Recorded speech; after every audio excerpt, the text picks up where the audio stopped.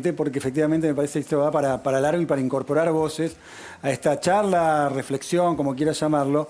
Y vamos a presentarlos, ¿no? Están acá en el estudio, está en este caso Federico Guay, que es director de Puerta 18, donde se desarrollan proyectos en el campo de la educación no formal. Gracias por estar, Federico. Está también Griselda Bulgat, que es docente de una escuela de Morón, vía Zoom, la tenemos allí en pantalla. Y también Guillermina Tiramonte, que es licenciada en Ciencia Política por la Universidad del Salvador, es magíster en Educación y Sociedad ahí en Flaxo, especialista en educación, todos la conocen. Y me gustaría arrancar con vos, Guillermina, porque vos en algún momento decías que la educación tenía que dialogar con el contexto, ¿no? Digo, tratar de entender el contexto para, no sé si la palabra es adaptar o enfocar la educación de estos tiempos. ¿Podés explayarte sobre esta reflexión, este concepto? No, lo que vengo... buenas noches, perdón, buenas noches a Buenas todos. noches. Buenas noches. No, lo que seguramente he estado diciendo, y vos has escuchado, es que la educación tiene que estar en diálogo con la cultura contemporánea. Es evidente que nosotros tenemos una escuela que está muy referenciada todavía en la cultura de la primera mitad del siglo XX y que no ha logrado ponerse en diálogo con el mundo contemporáneo, con la cultura contemporánea, con los saberes que hoy se exigen para poder dialogar con el mundo digital, y eso no está pasando. Entonces, es necesario, alguien decía previamente que no discutimos qué escuela queremos. Sí. Efectivamente. Yo lo decía. Es necesario, sí, es necesario discutir qué escuela queremos y qué escuela necesitamos y qué escuela necesitan nuestros chicos en este momento. Nuestros chicos para poder estar en la escuela en el mismo medio cultural en que vivimos todos, ¿no? Y no una escuela que parece congelada en un momento histórico que ya pasó. Ahora, en esto que vos estás diciendo, hago un punto acá y me gustaría escucharte a vos y a todos, también a Federico. ¿Cómo hacemos daba al principio en la introducción de este tema, esta entrevista, este testimonio que daba con la colega María O'Donnell, el presidente de la Cámara de Industria de Software, que decía, hay 5.000 puestos que ahora se podrían cubrir y que no hay pibes y pibas para presentarse, ¿no? Eso que vos estás diciendo, la robotización, la escuela, digamos, los trabajos del futuro, los trabajos del presente que ya no se pueden cubrir. ¿Cómo hacemos con esa brecha, Federico? Y después la quiero escuchar de nuevo a Guillermina. Bueno, ¿qué tal? Nosotros trabajamos desde afuera de la escuela. Me parece que también es importante pensar a la sociedad como más grande. La educación popular, los programas de educación no formal, tenemos algo para aportar y podemos complementar muchas cosas que le pedimos a la escuela y que tal vez tenemos que buscarla de distintos lugares. Las empresas nos tienen que ayudar también. No solamente pretender que el chico en la escuela saca el pensamiento computacional y salga programando, que estaría buenísimo y a veces pasa, sí, sino pensar cómo acercamos a las empresas que a veces no quieren que los chicos se formen en universidades porque no después como que quedan formateados de una manera que no les sirve. ¿Pero hay laburo en conjunto con las empresas? Sí, un montón. ¿Cómo es, por ejemplo? Bueno, nosotros tenemos varias experiencias donde acercamos a la gente de las empresas a educar. En otros espacios, por ahí no es dentro de la escuela, y abrir oportunidades de pasantías, contar qué es lo que está pasando, porque la velocidad de las empresas está muy rápida con respecto a veces a la educación. Y cuando recién arreglaste el programa y tenés armado un programa, ya no existe más y hay que cambiarlo. Entonces, perdón, ¿y no hay riesgo de que el sector privado termine modelando la educación? Es interesante. Nosotros, en nuestro caso, curamos un poco eso para que no nos pase, pero sí, podría pasar y sería gravísimo a mi modo de ver. Yo coincido con tu mirada. Por eso no cualquier empleo, no solamente para mi empresa, sino para un sector, empleos que tengan desarrollo, para que los chicos puedan hacer un recorrido interesante en el sector laboral. Pero ustedes están haciendo como un paliativo de en realidad lo que tiene, y ahí quiero volver de nuevo a lo que planteaba Adrián y la quiero volver a escuchar a Guillermina, que es una decisión política, más allá de quién esté en el gobierno, una decisión del Estado de qué escuela con una velocidad que claramente tiene que ser mucho más rápida de la que es, porque los trabajos del futuro y la robotización no esperan, digamos. Ustedes están llenando un bache que en realidad tiene que ser del Estado, ¿o no, Guillermina? Efectivamente, efectivamente. Pero te diré, primero, que el ritmo de la escuela siempre es un poco más lento que el ritmo del mercado o del cambio general de la cultura, ¿no? Esto ha sido históricamente así, pero ahora más que nunca, porque sabemos que el mundo cambia, en este momento histórico, el mundo cambia muy aceleradamente.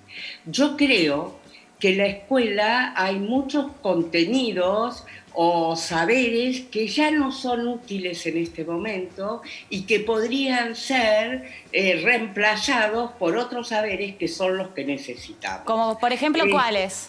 Como para saber... Bueno, como por ejemplo algo de conocimiento digital, de cultura digital, algo de programación, una mejor formación en matemáticas.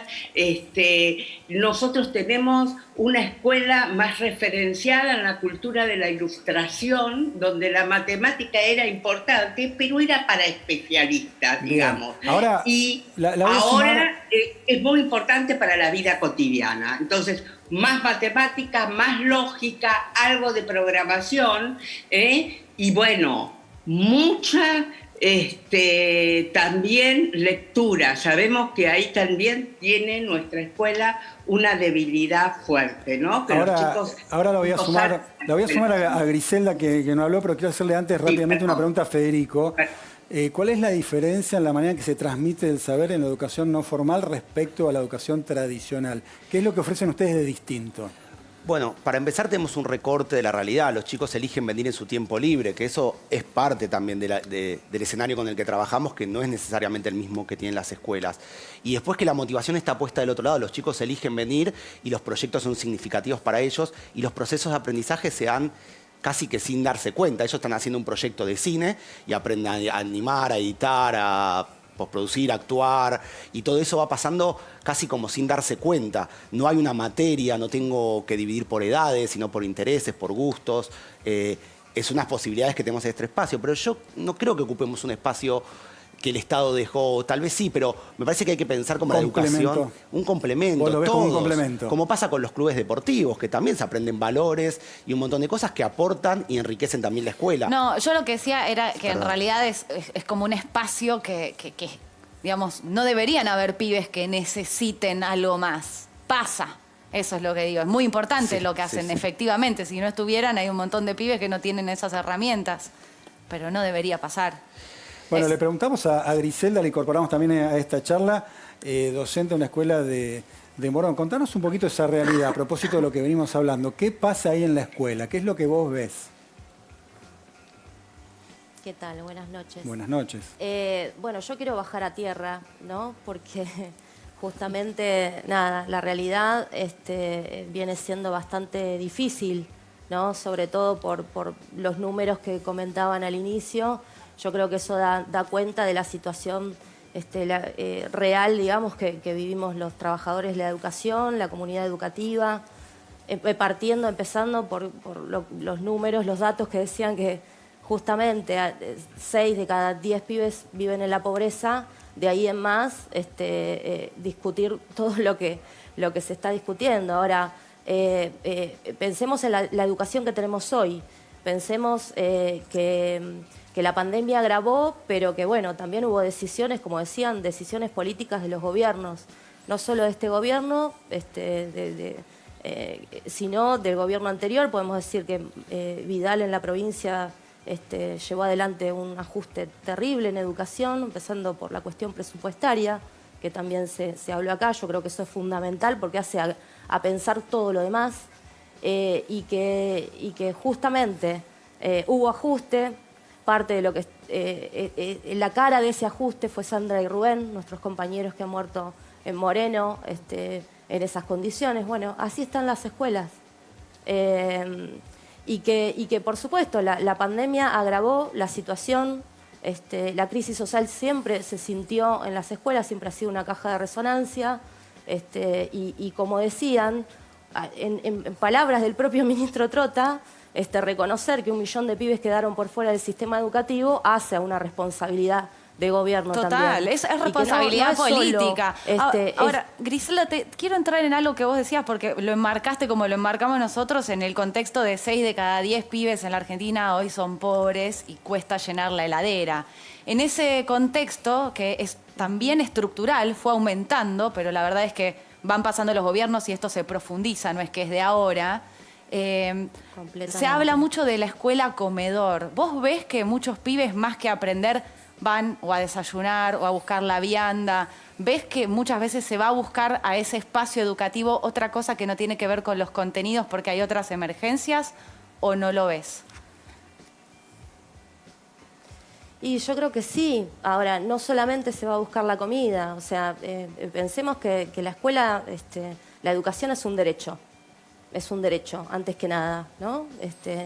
Y que si bien, digamos, muchas familias se acercan a recibir esa ayuda porque perdieron parte de la composición, digamos, de las familias en el conurbano, hay muchos padres que han perdido el trabajo porque bueno, tienen trabajos informales, changas, y cuando eso se pierde es necesario, digamos, acercarse a la escuela a buscar un refuerzo alimentario y que es insuficiente. Muchos pudieron recibir el IFE que ahora tampoco lo tienen. Entonces hubo recorte en el presupuesto educativo, hubo recorte en el IFE, y bueno, eso impacta directamente en la vida, las condiciones de vida de las familias. Y eso lo vemos todos los días. Bien. Todos los días. Adrián... Ahora, frente a eso quería decir algo importante. Dale, si me permiten, quería decir algo importante, porque también hay una preocupación, digamos, y una necesidad de defender ese derecho. Entonces, los trabajadores de la educación, nos importa la educación de nuestros pibes, nos importa el futuro. A la comunidad educativa, a los padres, a los estudiantes les importa la educación. Y por eso también empezamos a organizarnos, empezamos a pensar de qué manera cuidarnos, volver a las clases en un retorno seguro a las escuelas. Y que bueno, que creo que eso también es una demostración, ¿no? Vemos en los datos, las cifras, que los gobiernos no es prioridad la educación, pero para nosotros, los trabajadores de la educación, que la bancamos todo poniendo el cuerpo todos los días. Y con salarios indignos, sí, al igual que los médicos, porque es el mundo del revés, y con el país salarios del de revés. miseria, completamente. Exactamente. Yo quería, porque claro, se han abierto un montón de ventanitas, ¿no? A propósito de esta conversación. Pero le quiero preguntar a Adrián sobre una en particular que me interesa su reflexión, si es que la educación se tiene que adaptar a las necesidades del mercado. No, nosotros somos, el Estado es el que tiene que tomar las determinaciones. El mercado funciona con sus propias reglas, que es tratar todo como una mercancía. Por eso están las escuelas privadas, que tratan a los alumnos como si fueran clientes. Lo mismo que sucede en nivel terciario. Las universidades son enseñaderos. En cambio, las universidades públicas y los institutos y las organizaciones estatales son las que están viviendo y coexistiendo con la realidad social que las rodea. No es lo mismo una universidad que está en el sur que otra que está en el norte, porque tienen problemas diferentes, problemas climáticos. Una cosa es estudiar oceanografía, o estudiar biología, o estudiar lo que sucede con los cambios climáticos. Otra cosa es estudiar en la Universidad de Buenos Aires o en la Universidad de Córdoba. Entonces la agenda la tiene que establecer el Estado, que es la que vela por los intereses de todos los ciudadanos, no solamente de una clase privilegiada que es la que puede pagar. ¿Cómo vamos a estar dependiendo del mercado? Eso es justamente la teoría del neoliberalismo, que haya cultura y educación e información para unos pocos, no para todos. Como decía recién la compañera, esto es un derecho universal. La educación es un derecho humano.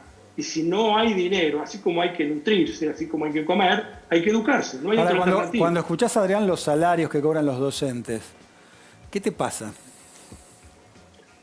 Que los cobré yo durante toda la vida mientras fui profesor en la Universidad de Buenos Aires. O sea, me duele el estómago, me da vergüenza, me da pudor. Me da pudor escuchar, porque yo me pararía frente a cualquiera que tenga que tomar las decisiones y decirle, pero usted, yo haría la cuenta de cuánto sale la canasta familiar para poder alimentar a 4 personas y saber si con el sueldo de la madre y el padre alcanzan para cubrir esa necesidad. No, y además si realmente... Es tremendo lo que decís y además pienso, si la pandemia no logró que los médicos y los docentes, que quizás eran las personas más esenciales de todas, aumenten los salarios, ¿qué futuro nos espera? Y en ese futuro le quiero hacer una breve pregunta a Guillermina, porque ya se nos va el tiempo, de cómo pensás qué herramientas hay desde el Estado reales, con la Argentina que tenemos, para tratar de recuperar a ese millón de pibes y pibas que se quedaron afuera del sistema educativo, como calculó UNICEF. Bueno, mira, en primer lugar tenemos que reforzar el Estado, y el Estado nacional y los estados provinciales, que tienen su responsabilidad en esto, es hacer un registro nominal de los alumnos, porque si tuviéramos todos un registro nominal, sabríamos nombre de cada uno de los chicos que no están más en la escuela y dónde viven, y podríamos encontrarlos. Pero yo creo que si hacemos una articulación entre los gobiernos provinciales y los gobiernos distritales, los municipios, podemos ubicar a todos los chicos que han dejado la escuela y ver la forma de recuperarlos. Bien. Y ver la forma de recuperarlos con un programa que les permita reponer aquellos saberes que han perdido y poder volverlos a incluir en la escuela. Y quiero decir una cosa por todo lo que se ha dicho acá. Los chicos hay un derecho a la educación. Para los chicos el derecho a la educación es el derecho a aprender, ¿sí? Y entonces este es un punto fundamental, porque yo creo que con el tiempo, y esto viene desde muy lejos, hemos dejado de poner la mirada o el foco en los aprendizajes de los chicos. Bien. Y tenemos que volver a trabajar en eso. Guillermina, Griselda, Federico, Adrián, yo sé que todos tienen ganas de decir algo más. Vamos a hacer una segunda ronda, un segundo capítulo de esta conversación muy interesante sobre educación, pero tenemos que ir al corte. Le agradecemos mucho que hayan aportado en voz alta a reflexionar con nosotros sobre este tema tan importante. Fue un lujo escucharlos, gracias a los cuatro, y nosotros nos vamos a un corte y ya venimos con un poquito más de fuego, amigos.